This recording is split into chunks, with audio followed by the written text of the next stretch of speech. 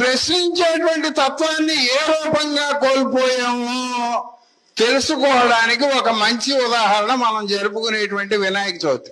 పురాణాల్లో కథలు చెబితే పిల్లాడు తలకాయ శివుడు నరికేస్తే ఆ తలకాయకి ఏనుగు తల తీసుకొచ్చి అమర్చాడు అని చెప్పి ఒక కట్టు కథ చెబితే దాన్ని వేళ మనం ఏం చెబుతున్నాం? ఆల్ ఇండియా సైన్స్ కాంగ్రెస్ మహాసభల్లో తలకాయ మీద మెడకాయ అమర్చేటువంటి ప్రక్రియ మా పూర్వీకులకి ఎప్పుడో ఉందని గొప్పలు చెప్పుకుంటున్నాం. ప్రపంచం అంతా మనల్ని చూసి నవ్వుతుందనేటువంటి సిగ్గు కూడా మనకు లేదు. చిత్రం ఏమిటంటే పిల్లాడి తలకాయ శివుడు నరికేస్తే తలకాయ చచ్చిపోయి మొండెం బతికిందట. ఏనుగు తలకాయని నరికేస్తే తలకాయ బతికి మొండెం చచ్చిపోయిందట.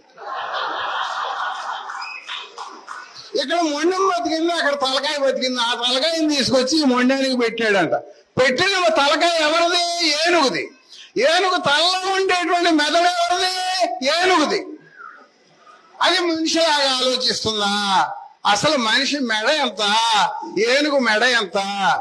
మనిషిలో ఉండేటువంటి బ్లడ్ గ్రూపులు ఏమిటి, ఏనుగులో ఉండేటువంటి బ్లడ్ గ్రూపులు ఏమిటి? ఎప్పుడైనా కాస్త ఇంగిత జ్ఞానాన్ని అప్లై చేసామా మనం?